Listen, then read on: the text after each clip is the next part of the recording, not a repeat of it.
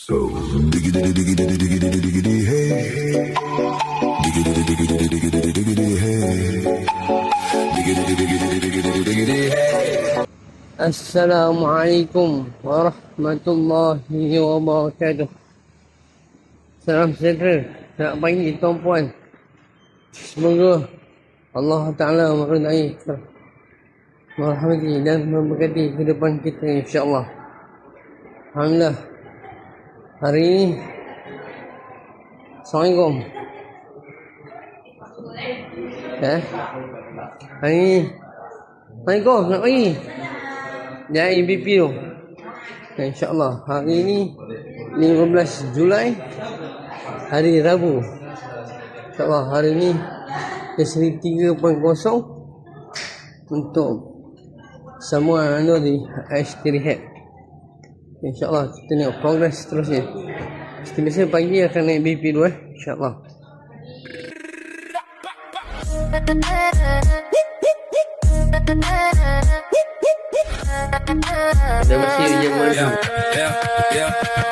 तिमी नजिक आउँदा बढ्छ मेरो धड्कन हावा पनि रोकिन्छ सुन्छ मेरो कदम जाउँ हिँड लन्डन घुम्नलाई. Okey, dah. Untuk proses hari ini dah selesai. Untuk progres hari ini tadi pagi bermula pada OT. PT dikendalikan oleh Cikgu Khadijah. Cikgu Khadijah ni diimport sementara ke HT Rehab Johor Bahru ni sebab dia menjalani training di sini lah. Dia sebenarnya dia akan bertugas di HT Rehab Penang. Untuk makluman ahli keluarga yang selalu ada di Penang boleh buat rehab mulai daripada doktor kerajaan. Dia akan recommend masuki HT Rehab. Okey. Untuk progres PT ni tadi dikenal oleh Cikgu Khadijah. Yang antaranya dia bermula dengan mesin tolak kaki tu. Untuk kuatkan jari kaki ni, tapak kaki. Dan kemudian dia buat untuk kekuatan orang berat. Untuk asas angkat turun. Kemudian dia duduk atas mesin berjalan. Mesin jalan.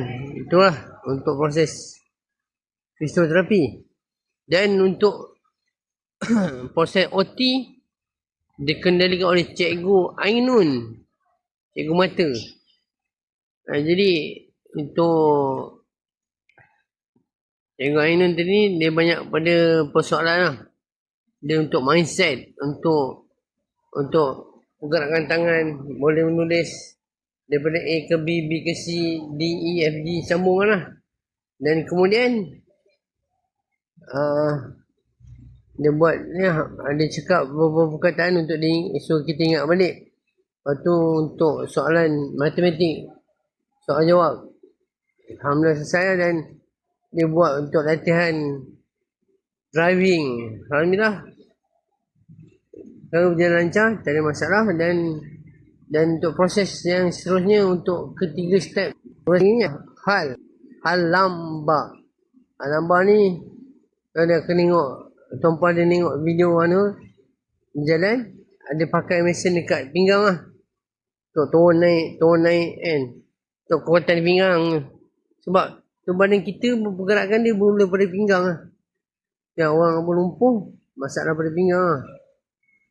Itu antaranya lah proses pembelajaran untuk hari ni lah, untuk latihan. Okay tuan-puan, semoga Allah mudahkan urusan kita semua. Untuk segala maklumat, pertanyaan berhubungan Nur, dan untuk iklan seperti biasa seperti ejen lagi, masih seorang ejen lagi Noren, untuk urusan penjualan, jual beli kenderaan, jual beli rumah dan jual beli kenderaan, anda bersedia untuk membantu segala-galanya insya-Allah. Kita jumpa lagi pada sesi esok hari. Bye bye. Assalamualaikum warahmatullahi wabarakatuh.